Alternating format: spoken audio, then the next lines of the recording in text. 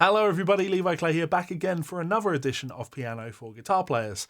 Today we are going to be delving a little bit deeper into some of that left hand work by looking at the C major scale in our left hand, and then we're going to delve into one of the more influential, some would say overused, piano technique books, which is the Virtuoso Pianist by C.L. Hanon. If you are enjoying these videos, please do hit that subscribe button, leave me a comment below, share a video with your friends, it all helps the channel.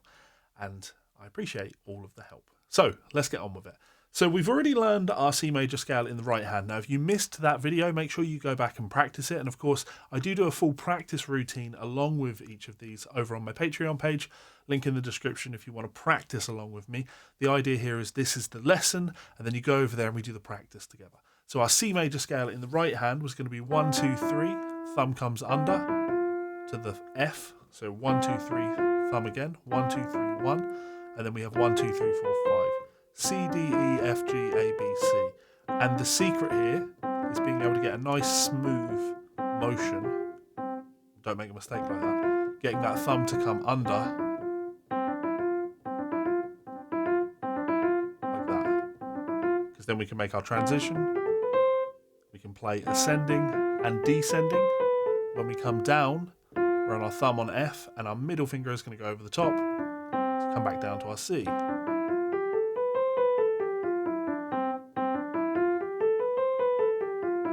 Now, we're not here to practice that. We're here to look at the same thing in our left hand because, of course, last time we were focusing on being able to play octaves in our left hand, which is a very important part of being able to play some basic, arranger's piano for guitar players. So moving that hand in this fixed octave position, very useful for us.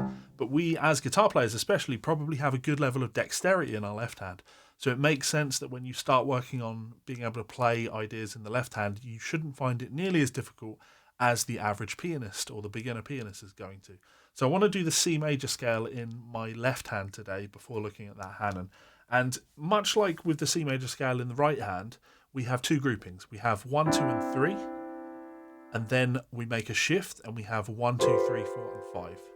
Finger-wise, we use a 3-finger grouping followed by a 5-finger grouping. This is, let's keep it simple at this stage. A 3-finger grouping and a 5-finger grouping. Helps if you do it on the F. There we go. 3-finger grouping, 5-finger grouping. It's going to be the same when we play the C major scale in the left hand. We're going to have a 5-finger grouping followed by a 3-finger grouping. 5 fingers and 3 fingers.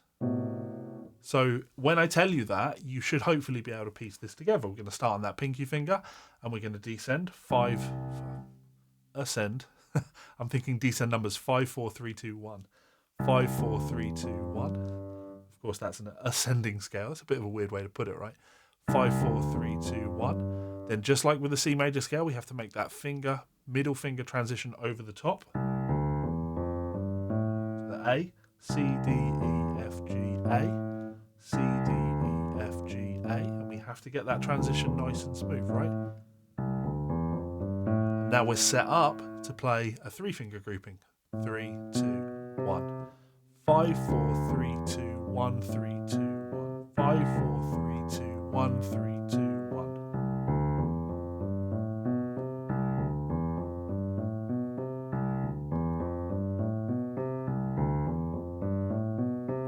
Play staccato.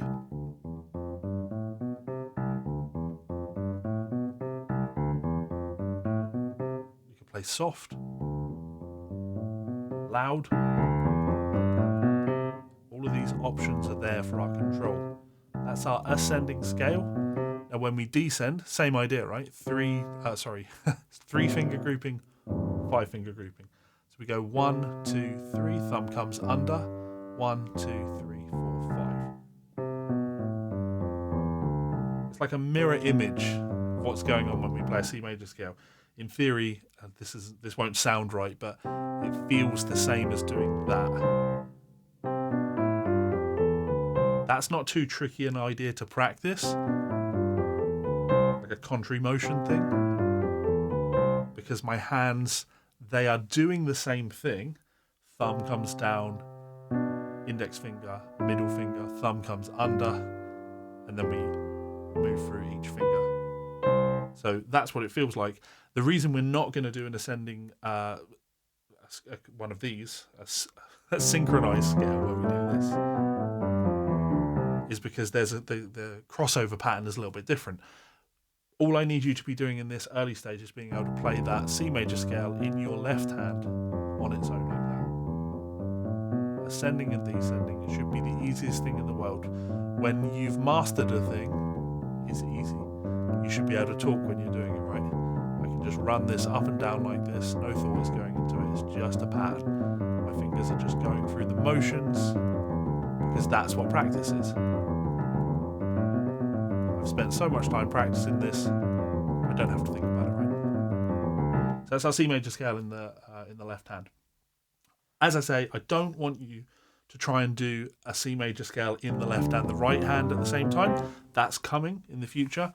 What I want to do before we start adding in the complication of having your hands doing different things or slightly different things, having kind of inconsistencies in fingerings, is to look at keeping our hands doing the same thing. This is where we bring in Hanon. So, of course, this is one of the classic texts for the Virtuoso Pianist, as the name would suggest. I was introduced to this book way back in college when I was, 17 years old, which is longer ago than I care to admit. A friend of mine had got relatively good at playing the piano, and I asked him how he'd gotten so good, and he said, well, just practice Hanon. And as a young shred guitar player, the Virtuoso Pianist absolutely appealed to me. Now, this is 60 exercises. They are progressively more difficult, progressively more complicated, and introduce new kind of dexterity challenges for you. We're just going to talk about the first exercise here today, because it's a nice exercise for focusing on synchronicity between our two hands, because of course that's going to be very important. And also there's a tiny degree of stretching in here. So what do I mean by that? Let's learn the right hand, then we'll do the left hand, and then we'll put them together. So rather than with our C major scale ideas, where all of our fingers have been on adjacent keys, we're going to start this out with a gap between our thumb and our index finger. We're going to go from C to E. So we play C, E, F, G, A. Now that tiny little gap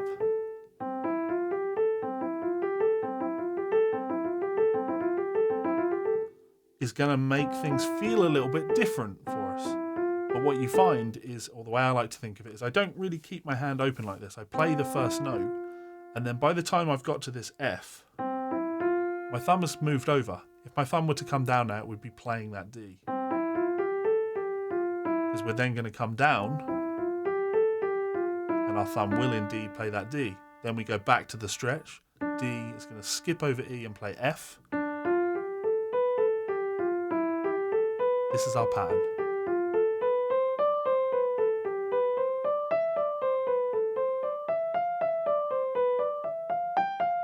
Now you could take that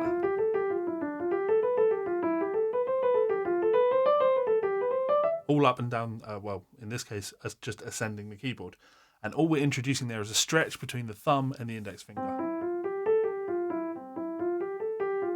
So this is staying on position, and here's changing.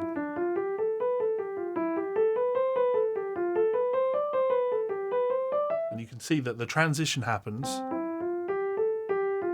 as I'm playing this position. This group of fingers stays exactly where it is, and then as soon as I hit that D, my fingers have moved along. As soon as I hit E, my fingers have moved along.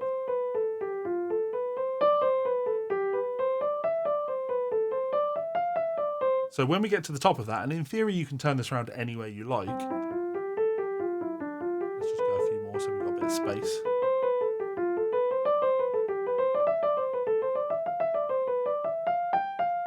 Let's go here. So I'm going to turn it around by hitting the G with my pinky. So we're ascending up.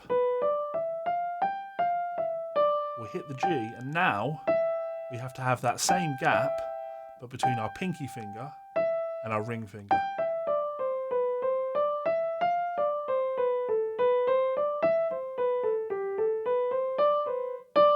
Oops.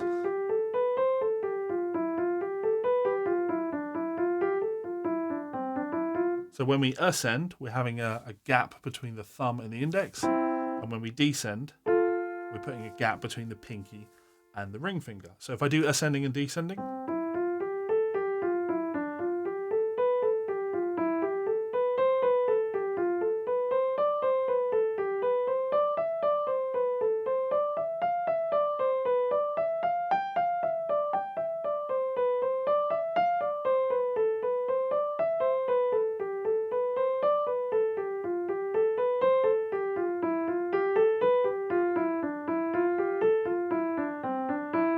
then repeat.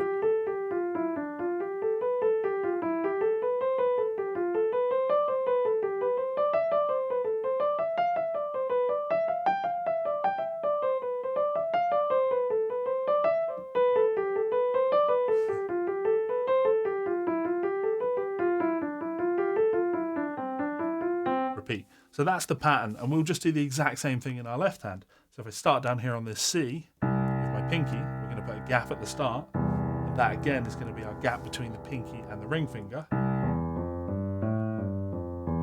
Pinky now on D, stretch. Pinky on E with a stretch. Pinky F with a stretch. Pinky G with a stretch. A with a stretch.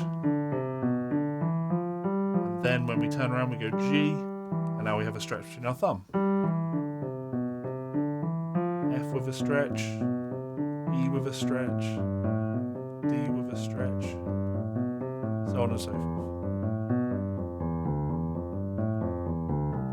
And repeat.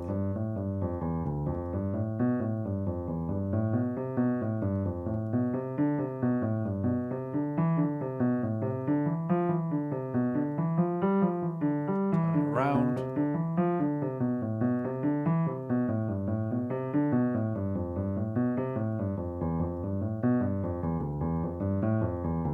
And repeat.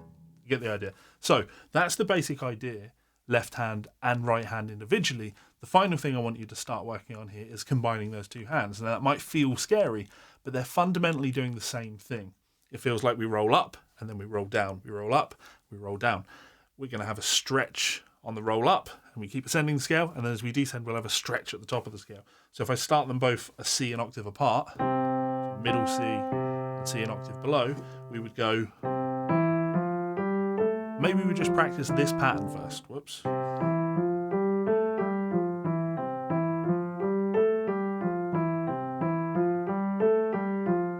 we're looking for good synchronization between those two hands, right? As one finger goes down, the other finger goes down. We're not doing this.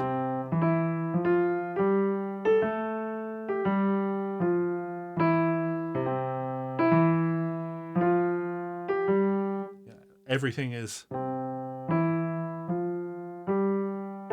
we can practice that as slowly as we need to. There's no rush.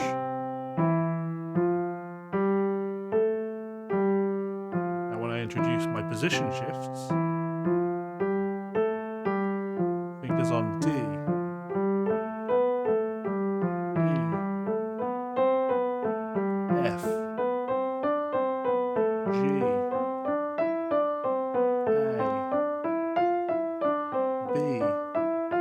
and then when we turn the scale round, pinky up here on G, thumb on G, and we have our stretch.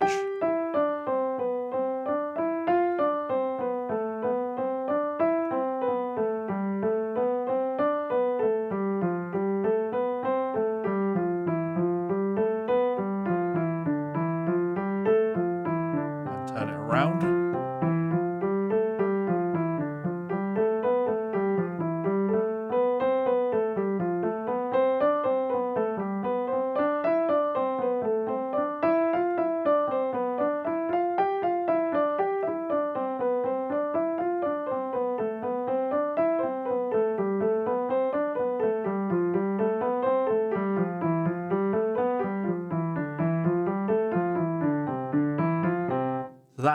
That's functionally it. Now, if we look through the actual Hanon, you're going to see that that exercise covers a lot more space, because on an 88 key piano, we're essentially able to start down nice and low, right? All the way down here. Might go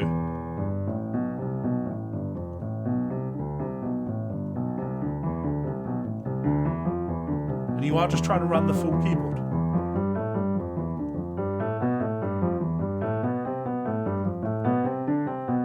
There's nothing stopping me. Remember, I'm not playing an 88 key keyboard out here in my studio.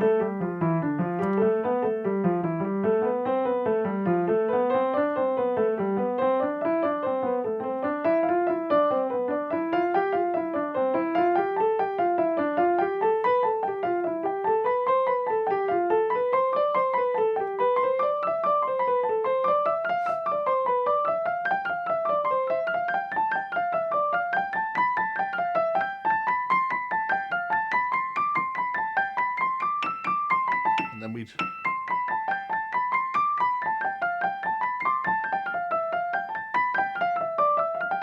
I'm going to make the comment that I made previously. I'm not on a bench, I'm on an actual desk chair, so I can't slide along in order to move up the piano like that.